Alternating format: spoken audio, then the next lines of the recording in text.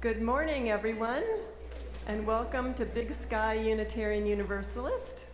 I'm Linda Saul, your service leader at our lay-led fellowship today. As you are welcome here. Visitor, friend, or longtime member, you are welcome here. With little children, or your partner, or alone, we joyfully welcome you here. You are welcome here as believer or doubter, as joiner or loner. You are welcome here. Feeling a part of us or not, full of energy or not, seeking a vision or a rest, you are welcome to join us as you are.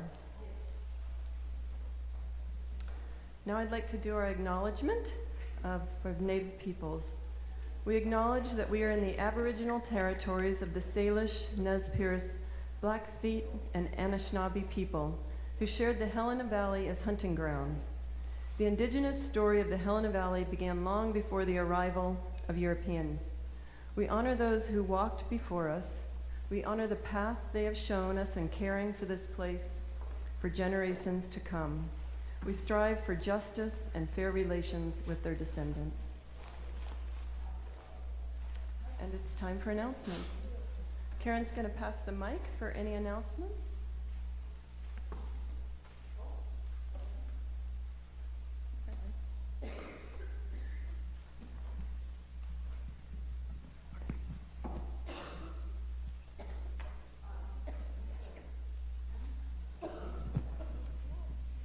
Small consultation.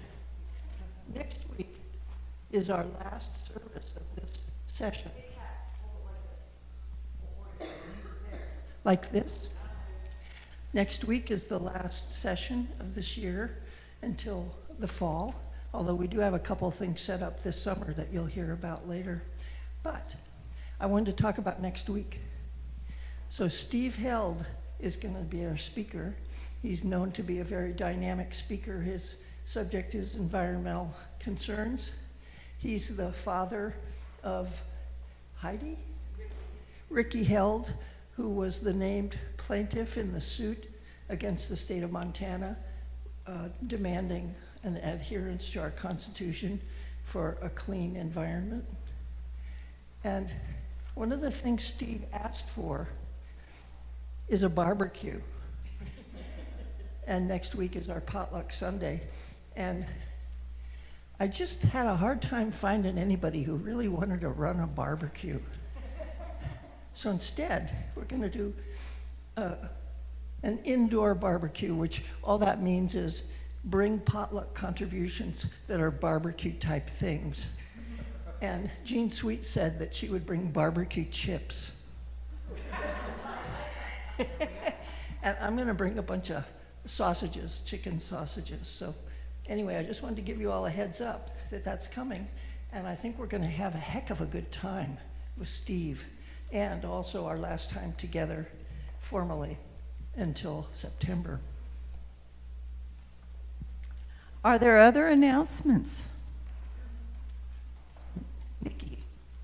Yeah, many of you know that Margaret had her brain surgery. She did really well and she was home. I spent a couple hours with her yesterday.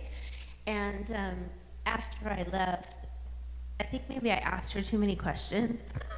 After I left, she had a really hard time with her words, and so she ended up in the hospital. And if you want to write down the room she's in to send flowers, she's in 3137 for a few days.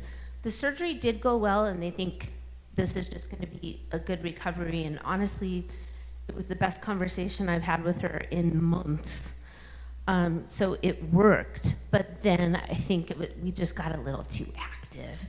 And so 3131, sorry, I was wrong, 3131. Yeah. Other announcements? Okay.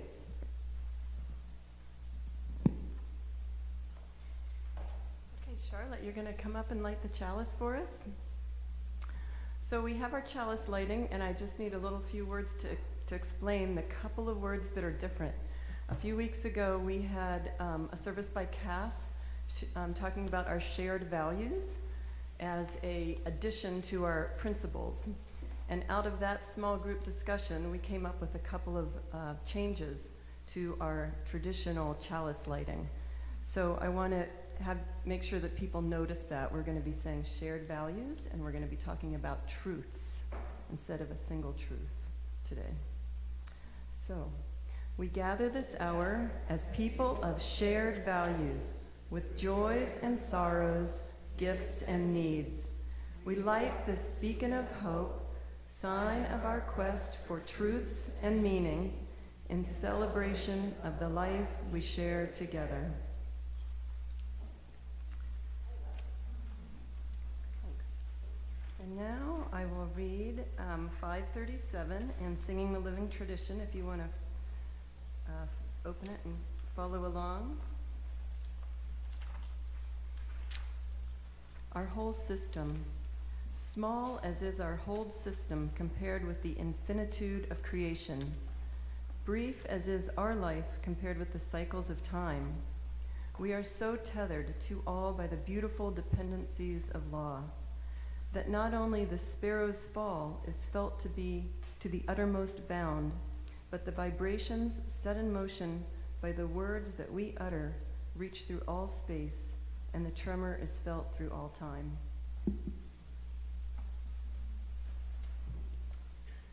And again, in the Singing the Living Traditions, we are going to sing, and Cheryl's going to play for us. Number 44, we sing of Golden Mornings. And Mackenzie's going to be our cantor. So page number 44.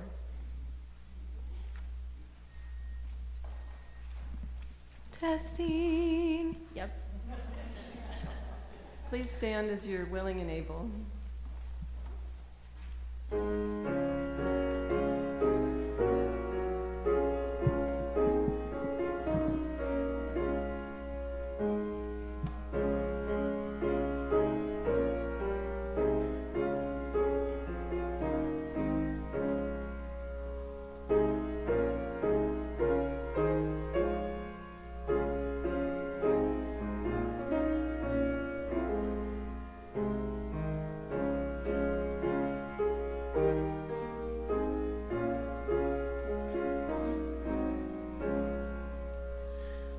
We sing of golden mornings, we sing of sparkling seas, of prairies, valleys, mountains, and stately forest trees.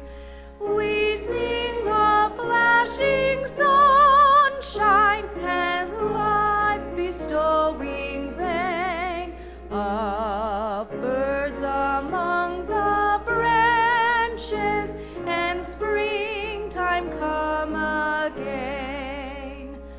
We sing the heart courageous, the youthful eager mind. We sing of hopes undaunted, of friendly ways and kind. We sing the roses waiting beneath the deep old snows. We sing the earth's great splendor, whose beauty round us glows.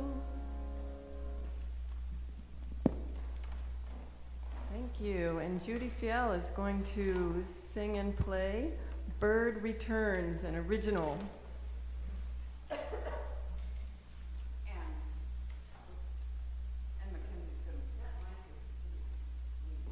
And and Mackenzie's going to sing with me too.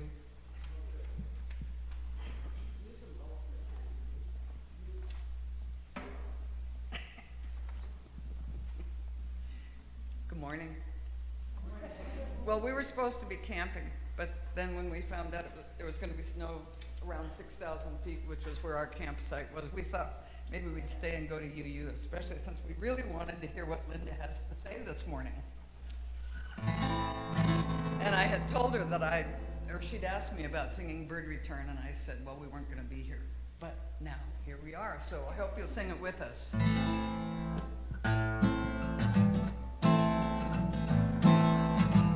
The birds return in the spring. I love to hear them sing. Their colors fill the sky. I love to see them fly. The birds return in the spring. I love to hear them sing. Their colors fill the sky. I love to see them fly. First the white-crowned sparrows announce the season's change. Then the meadowlark starts staking out their home upon the range. Bald eagles snatch the spawning trout, mergansers dip and dive. The geese are honking all night long, saying nesting time's arrived. The birds return in the spring. I love to hear them sing. Their colors fill the sky. I love to see them fly. The birds return in the spring. I love to hear them sing. Their colors fill the sky. I love to see them fly. Finches, warblers, siskins, phoebes, juncos too. Avocets, godwits, yellow-legged stilts, pintails flying through. Phalarope, spin and splash, the red-winged tweedledee. There are yellow heads in the cattails, just as far as the eye can see. The birds return in the spring. I love to hear them sing. Their colors fill the sky. I love to see them fly. The birds return in the spring. I love to hear them sing. Their colors fill the sky. I love to see them fly. Kingbirds on the fence wires, bluebirds in the pines, herons in the rookeries, pelicans fly in graceful lines.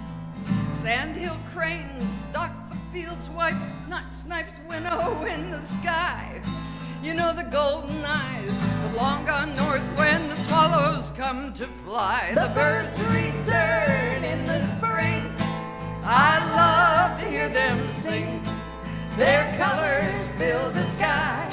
I love to see them fly. The birds return in the spring. I love to hear them sing. Their colors fill the sky. I love to see them fly. Bobolinks and buntings appear and disappear.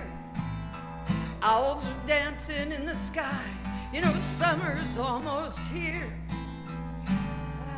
What's the next one? Osprey? What does it say? You've got the lyric. Oh. Bobolinks and buntings appear and disappear. Owls are dancing in the sky. You know, summer's almost here. Osprey dive and grab their prey. The kestrel do the same. The killdeer young run through the young green fields, singing out their names. The birds return in the spring. I love to hear them sing. Their colors fill the sky. I love to see them fly. The birds return in the spring. I love to hear them sing. Their colors fill the sky. I love to see them fly. Now sometimes I feel discouraged about the world around. Unkindness and injustice, they bring my spirits down. But then a nighthawk diving in the sky with a whistling on his wings restores my soul in darkness. Oh, it makes me want to sing. The birds birds return in the spring. I love to hear them sing. Their colors fill the sky. I love to see them fly. The birds return in the spring. I love to hear them sing. Their colors fill the sky. I love to see them fly.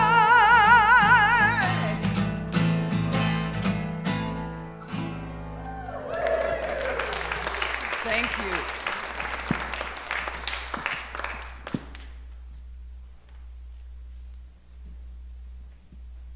How fun was that? Okay, children, let's see. Who do we have? We got a few. Come on up. We got a story for all of you.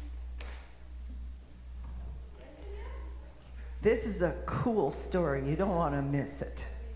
And you can't even see the words up there, so you're going to have to come here to see the words.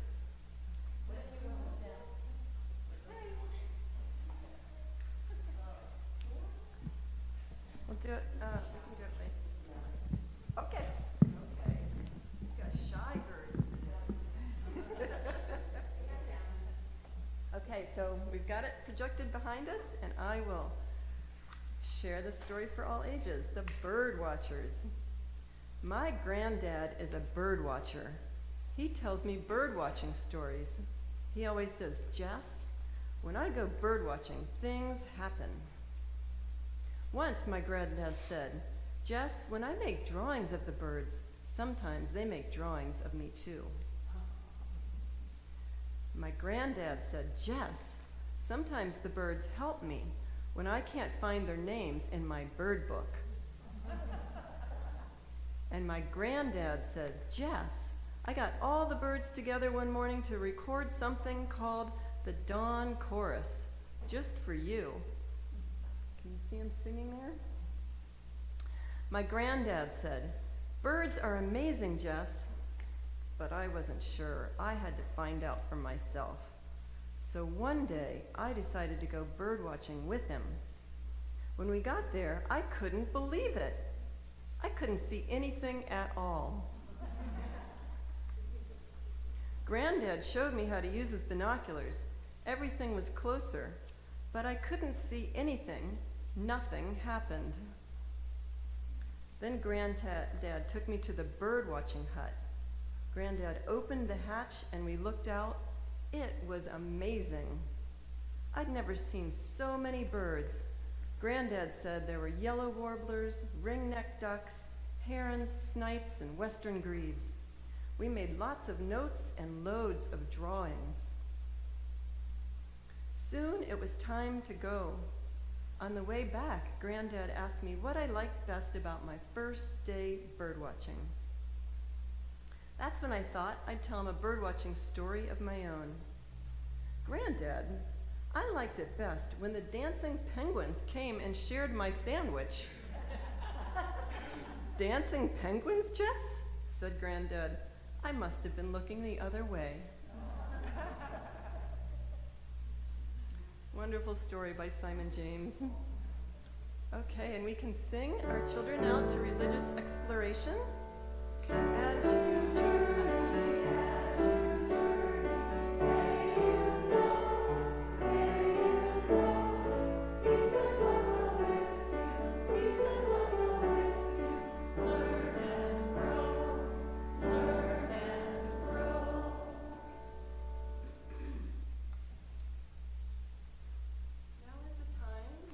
time for our offering.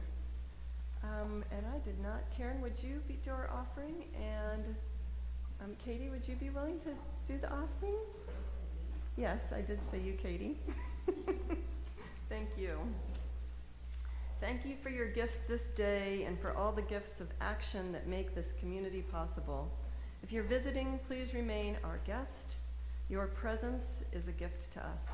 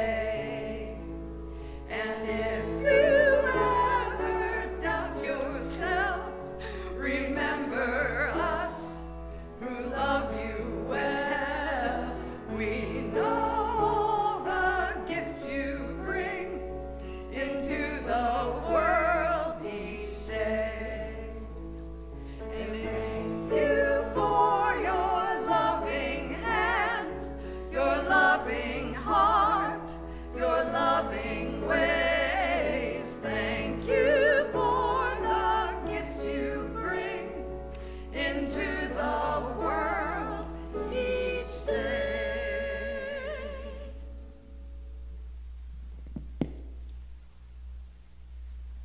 We're back to singing the living tradition, number 490, and reading Mary Oliver's poem, Wild Geese. It's number 490.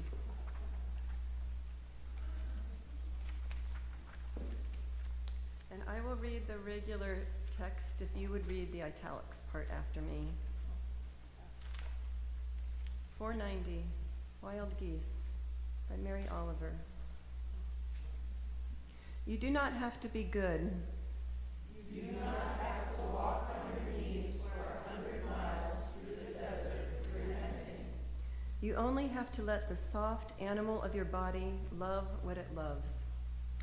Tell me what they spare yours, and I will tell you mine. Meanwhile, the world goes on.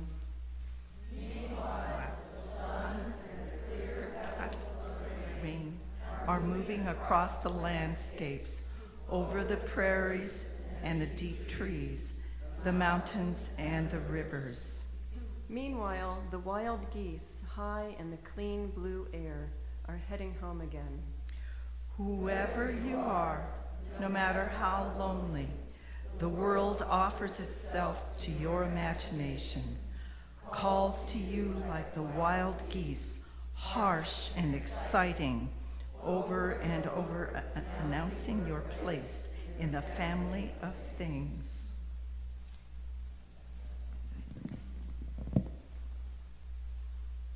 Mary Oliver, what a poet. Okay, so what is it about bird watching? Well, maybe you've heard bird watching is soaring in popularity with sky-high impact in the United States. By the numbers, 96 million people engage in bird watching in America. That's 3 in 10 of us. And the participation is growing, especially among backyard COVID bird watchers. Maybe you've heard the numbers in North America have declined by nearly 3 billion birds since 1970, representing a loss of 1 out of every 4 birds in the last 50 years. Even our common birds are vanishing. More than half of grassland birds, such as the western meadowlark, our harbinger of spring sitting on roadside fence posts, are missing. Red-winged blackbirds, with their trill announcing the thawing of ponds and lakes in Montana, 92 million birds are gone. 2 in 5 barn swallows, our aerial insectivores, are missing, and so it goes. Cornell Lab of Ornithology director states it's a staggering loss that suggests the very fabric of North America's ecosystem is unraveling. Later in my message, I'll mention the 5 important things that each of us can do to reverse this troubling decline in our number of birds. Maybe you know a bird watcher, maybe you are a bird watcher, maybe you are a wannabe bird watcher. Bird watchers are generally happy to help others get hooked. Helena's Audubon, Last Chance Audubon chapter hosts bird walks and talks. There's a local group that goes out every Tuesday and welcomes newcomers, and we're starting a 4-week intensive on Monday. Several of us here, I know, in Big Sky UU, are birders. Willing to raise your hands and admit? Even if you look at the birds out your back window, you are a bird watcher.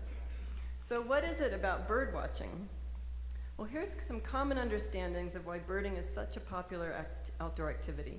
Accessibility. Birds are everywhere, and bird watching is generally accessible to people of all ages and ability. Even the hearing impaired are often excel at song recognition. It's educational and engaging. Bird watching can help people learn with 11,000 species, each with its own life requirements, habitats, and migration or home range. That's more than twice the number of mammals in the world. We humans, regardless of the language we speak, the food we eat, where we live, the color of our eyes, our hair, our skin, we are all just one species. So to many, bird watching is a lifestyle of discovery. It's therapeutic and rewarding. For many birders, it provides a sense of peace and connection with nature, a connection that often inspires a stronger sense of stewardship, motivating people to protect habitat that makes birding experiences possible, and fostering a deeper commitment to conserving habitat for all living creatures, including us. There's the economic impact, a remarkable $279 billion annually from birdwatching. That's calculated from trips, equipment, special land conservation, tax revenue, and labor income from 1.4 million jobs. No wonder there's more than 90 birding festivals in the United States every year. And as environmental indicators, you've all heard of the canary in the coal mine, but birds also provide many important factors like eating agricultural pests and human disease vectors like mosquitoes. And for me, bird watching is about getting outside, getting out of my head and getting into my senses, tuning in to the different songs and calls, wondering who is occupying the trees, the shrubs, the grass, the water around me. Hoping to catch a glimpse of the feathers is like finding an Easter egg. It's surprise and wonder all in one. Watching the antics of birds, I feel like I'm let in on a secret, the secret life of another being. Birdwatching piques my curiosity. Where does it go in the winter? How does it survive? Where is its nest and what does it eat? For me, birdwatching is also about connecting with my family. My maternal grandmother was a backyard birder, filling feeders and bird baths, tending a bird-friendly garden. She received a handmade bird quilt from her mom, my great-grandmother, in which the birds were embroidered in their natural and appropriate habitat. For instance, the meadowlark is sitting on a fence post in grasslands. I brought it in, so at coffee hour we can all take a look at it if you're interested. It's nearly 100 years old. My mom is also an avid birder. She was a founding member of the Colorado Audubon chapter, the state where my parents retired. And growing up in Ohio, Mom and I would marvel at the scarlet-red cardinals that sat in our winter feeder. On the phone calls now, we exchange our stories about who we've seen and where we went hiking to look for birds or out our windows. For me, I also find closeness birdwatching with my chosen family of partner and friends. Chris and I were out surveying long-billed curlews earlier this week, excited to hear their signature call and see the football-shaped sickle bill flying through the air together. Building beautiful memories together makes it for a cherished and interwoven life. I also remember a birding trip with Deborah at the regulating reservoir in April when 8 white-faced ibis flew directly overhead. So many other special memories with friends brings us closer as we witness the diversity and awe of nature. So here's some food for thought. I think the search for intelligent life is looking in the wrong direction. There's billions of stars in our galaxy, some with Earth-like planets circling around them. Why haven't we found evidence of any other advanced civilizations? Are the conditions here on Earth so unique that life could only arise here? Well, just maybe. But humans are not the only species that have formed intelligence in this Goldilocks melting pot of conditions. Perhaps centuries of human-centered thinking have prevented us from beginning to understand the intelligence of other species right here on Earth. In recent years, scientists have questioned what we have fundamentally understood to be human traits. We are now on the precipice of understanding modes of intelligence, consciousness, and communication in species other than humans. We could look to the oceans before the stars and talk about whales, dolphins, and porpoises, but today's message is about bird watching. So let's look to the skies for intelligence, consciousness, and communication. For example, non-migratory Clark's nutcrackers that live in Montana's mountains. They can store more than 30,000 seeds in up to 2,500 different locations over a season. They're able to relocate more than 2/3 of these, some up to 15 miles away, and after 9 months of initial burial. A researcher in Yellowstone observed a Clark's nutcracker recovering cached seeds under 8 inches of snow, displaying an amazing feat of individual spatial cognition and memory. Let's take the corvid family, crows, ravens, and magpies, known for their ability to remember human faces, hold grudges, and understand causality. Some corvids use the timing of traffic lights to crack nuts.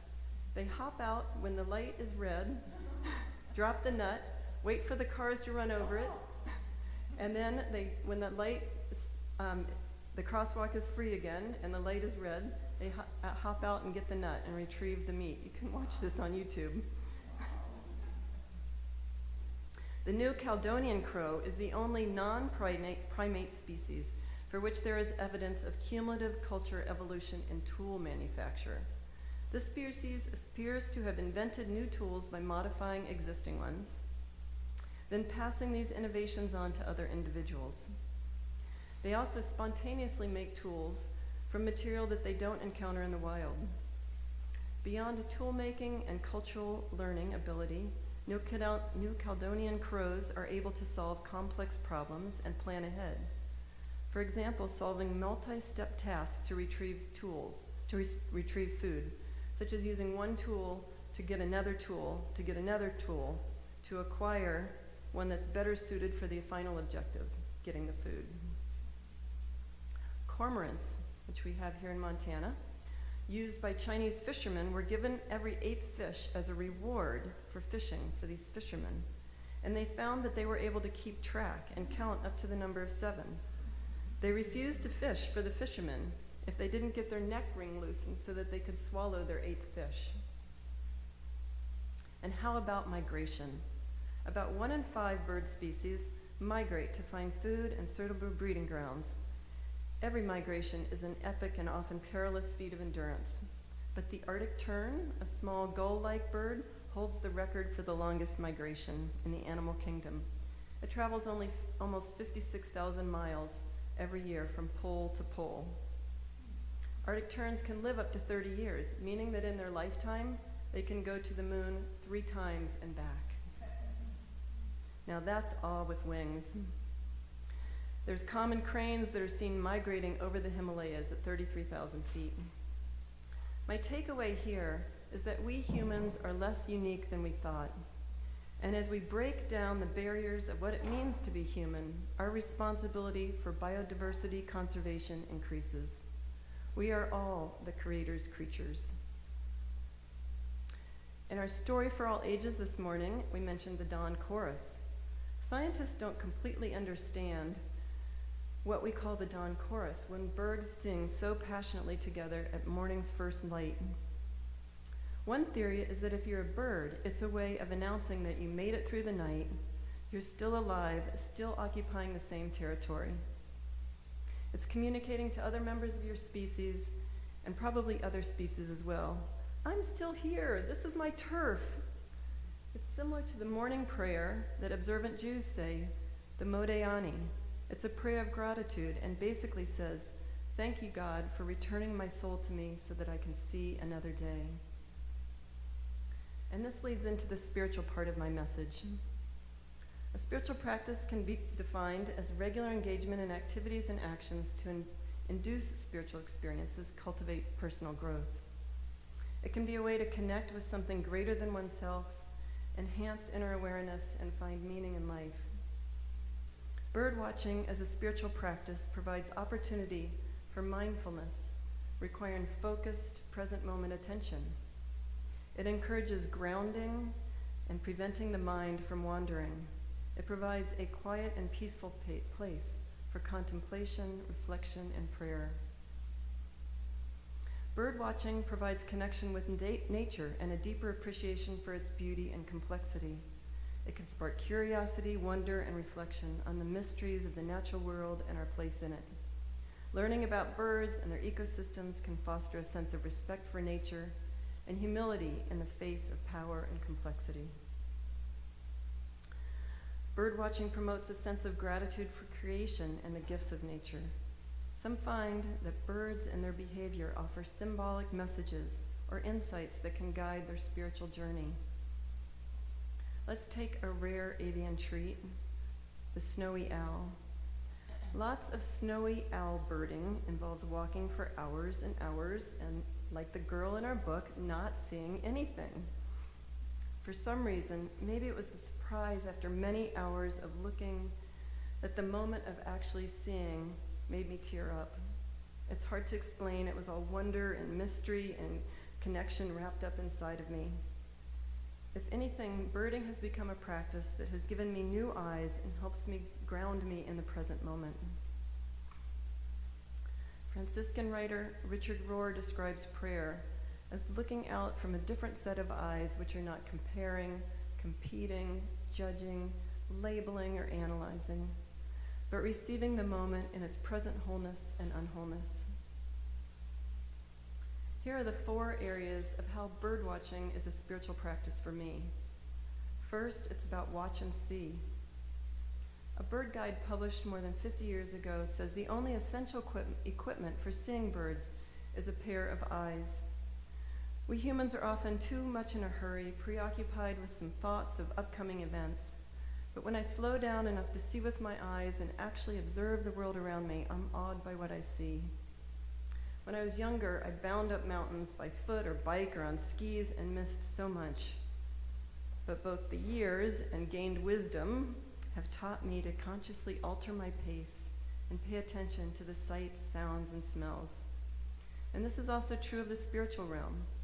I need to make room in my thoughts and schedule to give attention to inner peace and cultivate a hospitable heart. If not, I miss the peace of enjoying the artistry of the birds and the trees and the sky and the people that are in my own life. The second area is listen and hear. The bird guide goes on to say, good ears are a help too. I find that my ears, when alert, are the best tools that I have for locating a bird in the first place. A call, a rustle of leaves, or the whirl of wings gets my attention and turn my eyes to the right direction. Seeing and hearing work together. In meditation and contemplative prayer, to hear requires not only slowing down and paying attention, but also stillness. Experienced bird watchers will often sit quietly in a likely spot and let the birds come to them. Don't make yourself conspicuous, move slowly. The less time spent on the move, the better. Ornithologists call it a zone of disturbance. The chickadee calls out to alert others that something is amiss. The more dee-dee-dees in their call, the bigger the threat. It takes a while for that ripple to quiet down, both the ripple in nature and the ripple in my own thoughts. The third area of how bird watching is like a spiritual practice for me is guides and guidebooks. Like you and everyone, we've lived among birds our whole lives, but it was my mom, as I mentioned, who got me initially interested. And then later, working on wetland conservation, I started learning about birds and their habitat needs. But ultimately, it's the guides and guidebooks, studying the pages and going out with other bird watchers and birding guides that really piqued my interest and curiosity and deepened my understanding. By learning from those more experienced than I am, but whose wonder and love of birds we share. Similar to a spiritual practice, guides and guidebooks can be powerful mentors. And then the fourth area is notes and record keeping. Just ask anyone that I bird with. Pam calls my binoculars my jewelry. I can be a bit obsessive in recording the species observed on an eBird, all in the name of citizen science, but that's actually listing, it's not bird watching. And for the record, I just crossed the 1,500 species mark. But my bird guide says a pocket notebook to record detailed information is worth carrying.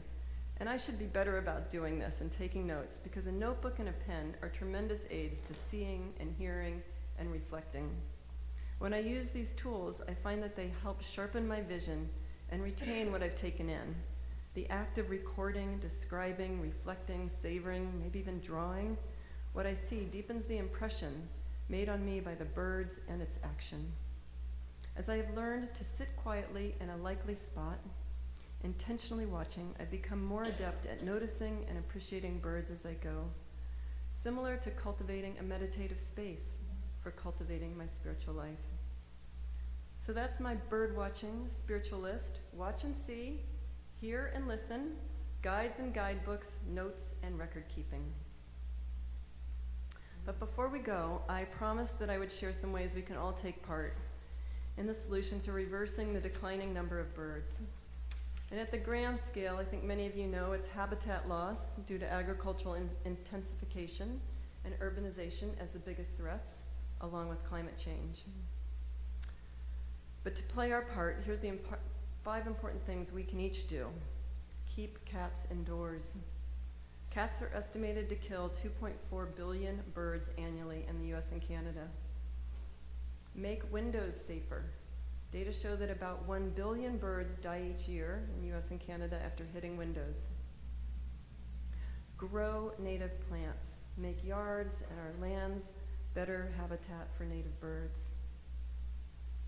Drink bird-friendly, shade-grown coffee to ensure that tropical vegetation that birds and other wildlife rely on is not lost. Our 21 billion pounds of coffee consumed is grown on 27 million acres of tropical forest, which is a mecca for birds and other wildlife. And finally, participate in studies about birds. Montana Audubon has curlew, nighthawk, swift, and owl citizen science projects. Project Backyard Feeder Watch, where you can sit at home and just monitor birds at your own feeder, maybe something that you're interested in.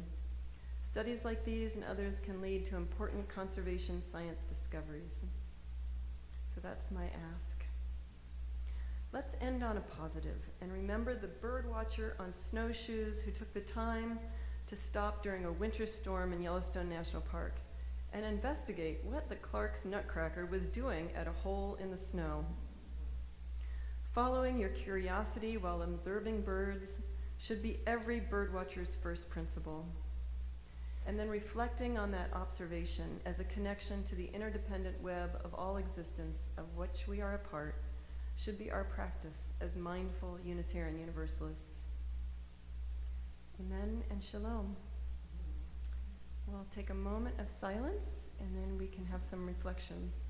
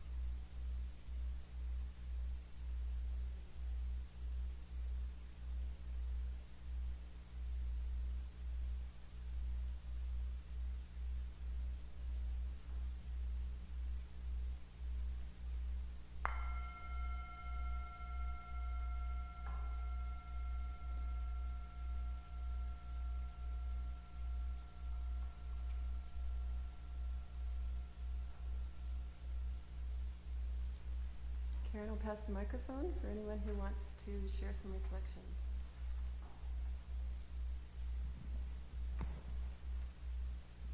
Thanks, Linda. We're really glad you stayed. And I have to tell one short story about the intelligence of birds. My friend Dwayne Trounard, who I grew up with, is a rancher up Sweetgrass Creek in the Crazy Mountains. And one spring when I was driving up there just to see what might be happening with the birds, he told me that the curlews had managed to go on top of the snowdrifts in one of his pastures and tip up the cow pies looking for insects underneath and slugs and whatever. And when he said when he first drove over to that pasture to check on the cattle and these cow pies were all tipped up, he couldn't figure out what had happened, but it was the curlews getting their grubs.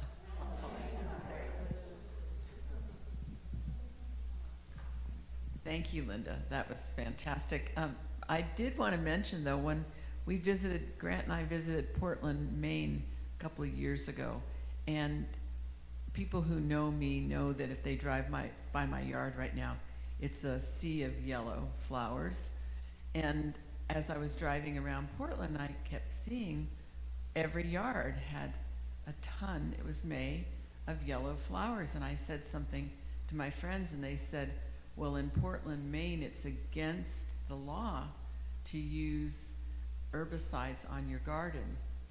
And so the gardens all look like mine. I felt so relieved because I think my neighbors want to stone me, but we refused to put any on.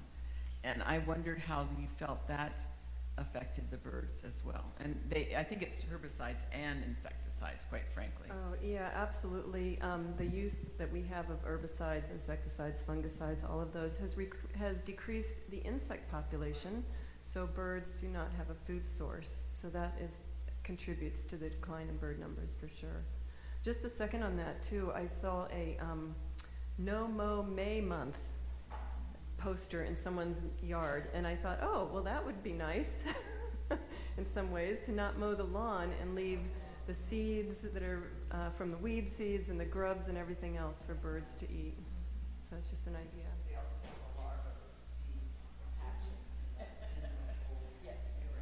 Right, larvae in the old grass is hatching. Yeah. Chris. Well, when you mentioned the spiritual guide mentor, it made me remember an older man that we had guide us, and he had the ability to use a little handheld mirror and catch a tiny beam of sunlight and then reflect it onto the bird he wanted us to notice way up in the canopy, and it would light up like a game show thing or something. And suddenly all the feathers would be showing their color. And apparently the birds don't mind having sun in their eyes. They're used to that. So, but it was a magical thing he could do.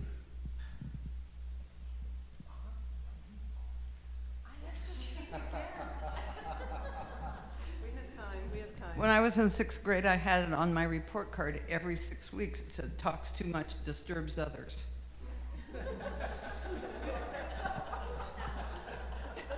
I still have a lot to say. Anyway, public policy, you know, the things that you're talking about, Linda, so important, because my understanding is that when Ronald Reagan appointed Earl Butz Secretary of Agriculture, and the policy came to go from fence line to fence line with farming, instead of leaving brush and weeds and grass in between, that has had a tremendous impact on our bird population, not to mention probably other animals. Mary Ann, two things. I'm going to try and capture bugs in my house and release them. Flies are tough, though. The other thing is humor. On Netflix, there's a series called The Residents, and the detective solving the mystery is a birder, and it's incorporated, and it's fun. It's tongue-in-cheek stuff all the way.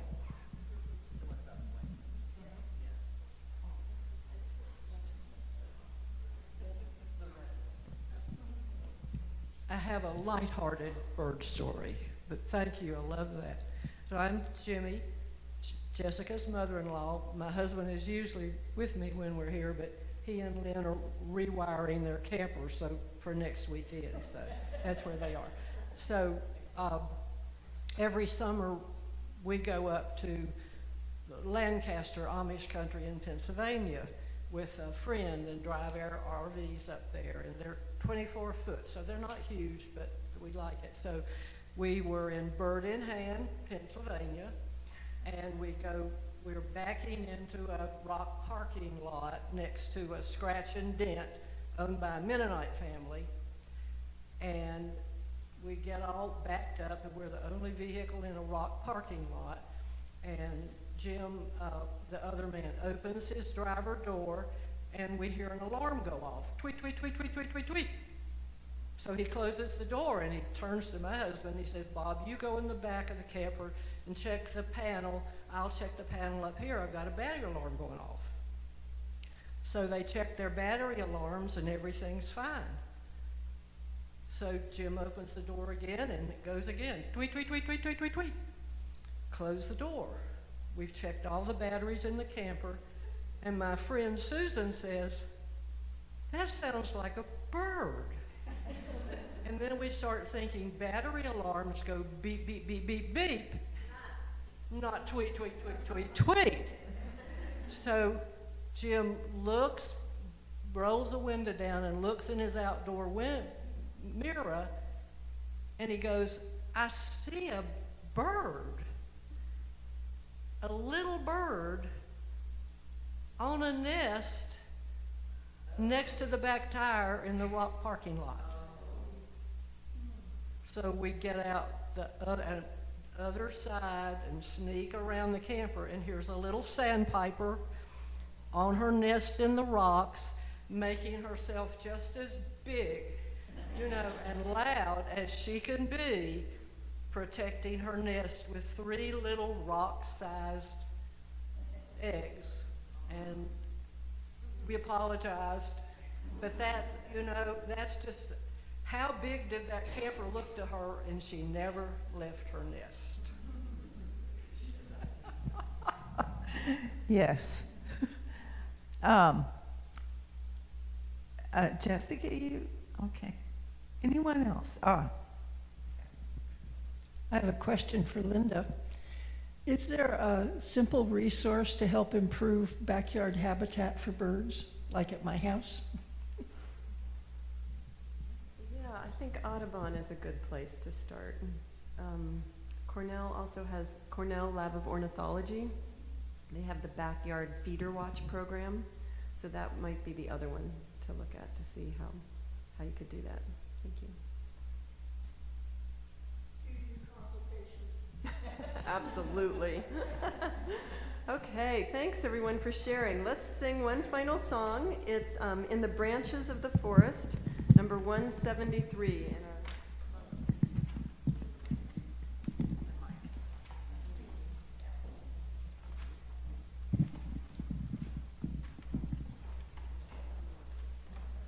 I'll play the whole thing.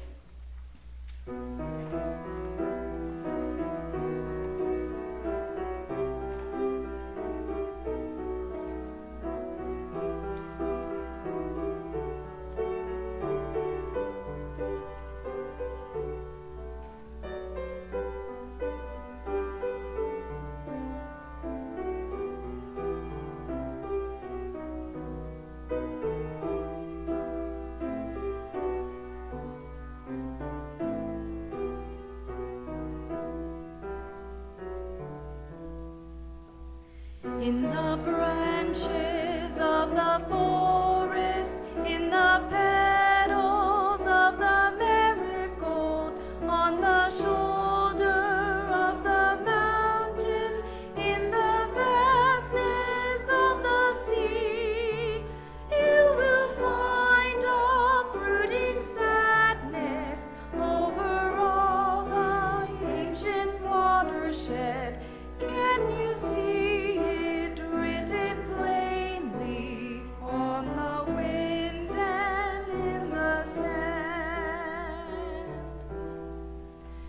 There's a blight up on the mountain.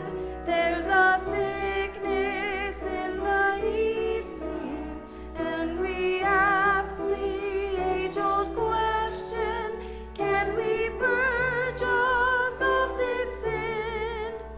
Can we save the little nestling from the venom of the cankerworm? Can we clear the look of anguish from the soft eyes of the dawn? In the thunder, new commandments sound a warning through the wilderness. Let the forest be untainted. Let the streams be undefiled. Let the waters of the river, as they flow down to the ocean, be as sweet as in the old days when the mountain stood alone.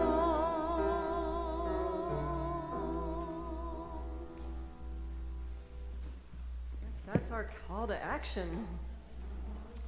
We are going to extinguish the chalice, Nikki.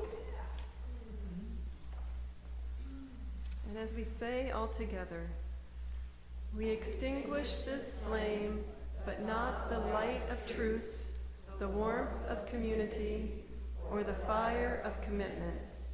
These we carry in our hearts until we are together.